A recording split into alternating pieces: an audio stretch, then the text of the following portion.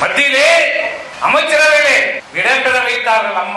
அம்மாவை தேடி வந்தாங்க. வாஜ்பாய் வர வச்சாங்க. ஆனா நீ என்ன பண்ண? அதிமுக இருக்காது, அதிமுக அழைக்கணும், அரசியல் வாழ்க்கை முடிஞ்சு போச்சுன்னு சொன்ன நீ 5 ஆண்டு காலம் ஆட்சிக்கு பிறகு 2001 சட்டமன்ற தேர்தலில் எதிர்கட்சியாக வருவதற்கு கூட வக்கு இல்லை, துப்பு இல்லை, கரணம். இதுதான் திமுகவுடைய நிலைமை. இதுதான் சரித்திரம்.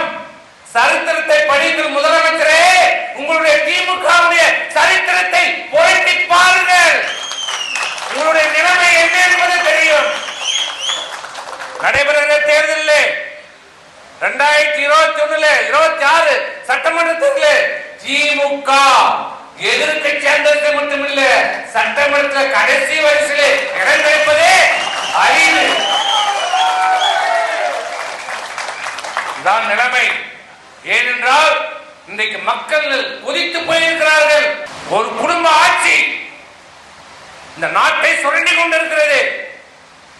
நாட்டுடைய வளத்தை கொள்ளையடித்துக் கொண்டிருக்கிறது. ஆட்சி அதிகாரத்தை வைத்துக் கொண்டு எதிர்கட்சிகளை ஒடுக்க பார்க்கிறது. இந்த ஆட்சிக்கு எதிராக பேசுகிறவர்களை பத்திரிகை துறை சார்ந்தவர்கள் மீது வழக்கு போடுகிறது. அதை கண்டிப்பதற்கு சக பத்திரிகையாளர்கள் தைரியம் இல்லை, துணிவில்லை. இதே யாராவது வட மாநிலத்திலே இதே தெரியாத, முகமே தெரியாத யாராவது இடதுசாரியோ ஏதோ சாரி சேர்ந்தவர் யாரோ ஒரு பள்ளி மாணவன் மீது வழக்கு பதிவு செய்தார், அவர் உரிமை பறிக்கப்பட்டால் இந்தியாவில் இருக்கிற பத்திரிகைகள் எல்லாம் குரல் கொடுக்கும், இந்தியாவில் இருக்கிற எதிர்கட்சிகள் எல்லாம் குரல் கொடுக்கும். ஆனால் இங்க தமிழகத்தில் என்ன நடக்கிறது?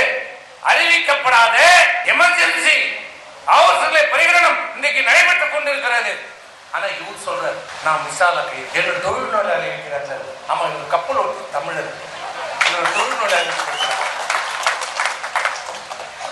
ஏன் கைது செய்யப்பட்டார், எதற்கு கைது செய்யப்பட்டார் என்பது காலத்திலே சரித்திர புத்தகத்தை எடுத்து படித்தால் அதில் தெளிவாக எழுதியிருக்கிறோம். ஏன் ஸ்டாலின் அவர்கள் கைது செய்யப்பட்டார், என்ன காரணத்துக்காக செய்யப்பட்டார் என்பது தெளிவாக இருக்கும்.